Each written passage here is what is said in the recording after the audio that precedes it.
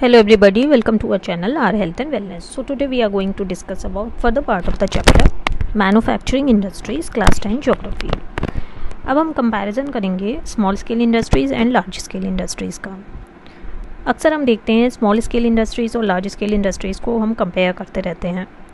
पहला डिफरेंस आ जाता है स्मॉल स्केल इंडस्ट्रीज़ कम अमाउंट में स्टार्ट की जा सकती हैं, जबकि लार्ज स्केल इंडस्ट्रीज़ को एक बहुत ही बड़े अमाउंट के कैपिटल की ज़रूरत पड़ती है स्टार्ट करने के लिए. सेकेंड पॉइंट आता है स्मॉल स्केल इंडस्ट्रीज़ एक छोटा लोकल मार्केट कवर करती हैं, जबकि लार्ज स्केल इंडस्ट्रीज़ एक बड़ा मार्केट कवर करती हैं. थर्ड पॉइंट देखें तो स्मॉल स्केल इंडस्ट्रीज़ में लेबर की अहमियत बहुत ज़्यादा होती है और जॉब्स कंपैरेटिवली कम प्रोवाइड करती हैं अगर आप देखेंगे लार्ज स्केल इंडस्ट्रीज़ को, क्योंकि वहाँ पर रिक्वायरमेंट ज़्यादा रहती है, कैपिटल ज़्यादा लगा होता है, इसलिए जॉब्स भी ज़्यादा मिलती हैं.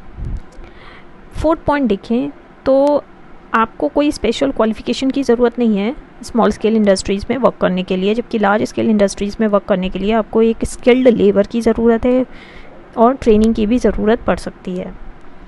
फिफ्थ पॉइंट देखें तो स्मॉल स्केल इंडस्ट्रीज़ में छोटे मोटे ट्रांसपोर्टेशन से भी काम चल सकता है, बट लार्ज स्केल इंडस्ट्रीज़ में एक अच्छा मीन्स ऑफ ट्रांसपोर्ट होना बहुत ज़रूरी है. अगर आप बल्क अमाउंट में मटेरियल प्रोड्यूस करते हैं और उसको अच्छा ट्रांसपोर्टेशन नहीं मिले तो वो वेस्ट हो जाता है.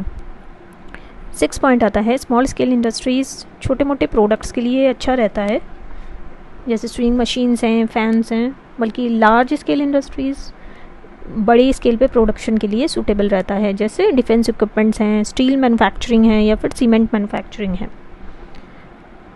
नेक्स्ट आता है कंपैरिजन प्राइवेट और पब्लिक सेक्टर इंडस्ट्रीज़ का. तो प्राइवेट सेक्टर इंडस्ट्रीज़ की बात करें तो प्राइवेट इंडिविजुअल्स या फर्म्स ओन करती हैं उसको, जबकि पब्लिक सेक्टर इंडस्ट्रीज़ की बात करें तो वो स्टेट या फिर उसकी एजेंसीज ओन करती हैं. सेकेंड पॉइंट हो जाता है कि Indian Railways, Indian shipping corporation, oil India ये पब्लिक सेक्टर इंडस्ट्रीज़ के एग्जांपल्स हैं, जबकि बिरला जूट मिल या Delhi cloth mill private industries के एग्जांपल्स हैं. नेक्स्ट आ जाता है factors responsible for the growth of industry. Industrial growth के लिए कौन से फैक्टर्स रिस्पॉन्सिबल होते हैं. सबसे पहले तो आ जाता है आपका रॉ मटेरियल.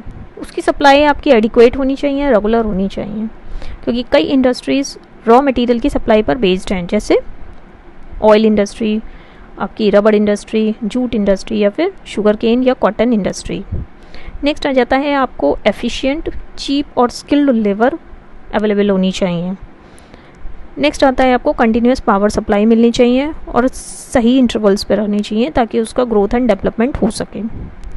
नेक्स्ट आता है कैपिटल की बहुत ज़्यादा ज़रूरत होती है ताकि रॉ मटेरियल परचेज़ किया जा सके, मशीन परचेज़ की जा सके या फिर लेबरर्स को पेमेंट दी जा सके, उनको उनकी वेजेस दी जा सके.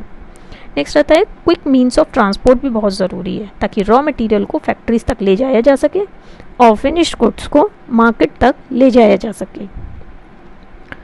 और साथ ही साथ गवर्नमेंट के सपोर्ट की भी बहुत ज़रूरत होती है. अगर गवर्नमेंट का सपोर्ट है तो इंडस्ट्रीज़ का ग्रोथ एंड डेवलपमेंट, फ्लरिशमेंट बहुत अच्छे से होता है.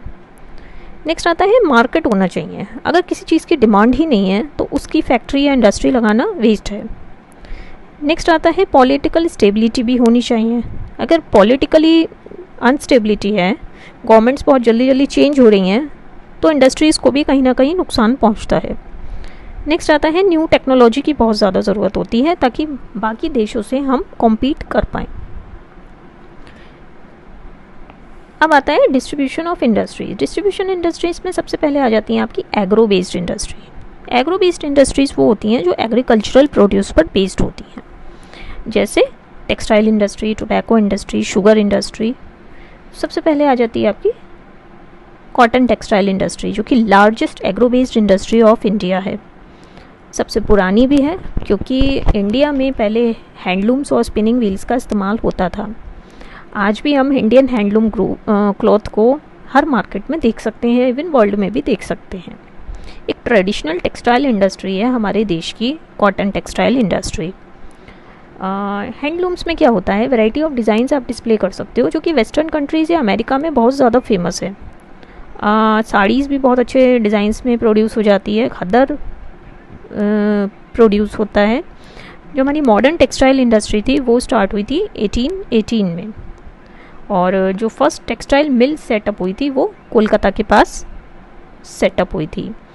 बट सबसे पहले जो इंडस्ट्री का बिगनिंग माना जाता है वो मुंबई में कॉटन मिल का इस्टेब्लिशमेंट माना जाता है, जो कि 1854 में हुआ था। आज हम देखेंगे तो 1600 कॉटन और human made fibre textile mills हमारे देश में प्रेजेंट हैं। Cotton textile industry mainly cotton producing states में ही लोकेटेड है, जैसे गुजरात एंड महाराष्ट्र, और इनके मोस्ट इंपॉर्टेंट सेंटर्स हैं मुंबई एंड अहमदाबाद। इसके अलावा भी और सेंटर्स हैं, जैसे कानपुर, नागपुर, कोलकाता, इंदौर, शोलापुर, कोयम्बटूर, दिल्ली।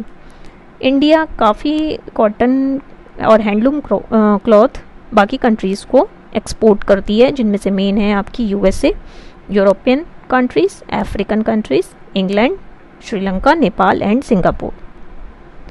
आजकल हम देखते हैं एक ट्रेंड हो गया है, कॉटन टेक्सटाइल मुंबई से अहमदाबाद में शिफ्ट हो रही है। क्यों? क्योंकि मुंबई काफ़ी ओवर क्राउडेड हो गया है अगर हम अहमदाबाद से कंपेयर करें, और कोई स्कोप ऑफ एक्सपेंशन नहीं बचा है। पोल्यूशन भी बहुत ज़्यादा हो गया है मुंबई में, ओवर कंजेशन भी हो गया है। लैंड की कॉस्ट मुंबई में काफ़ी ज़्यादा हो गई है, तो नई टेक्सटाइल मिल ओपन करने के लिए या एक्सपैंड करने के लिए वहाँ पर कोई स्कोप नहीं बचा है, जबकि अहमदाबाद काफ़ी चीप है। तो जो स्कोप ऑफ डेवलपमेंट है अहमदाबाद में वो काफ़ी बेटर है as compare to Mumbai. So that's all for the day. Thank you so much.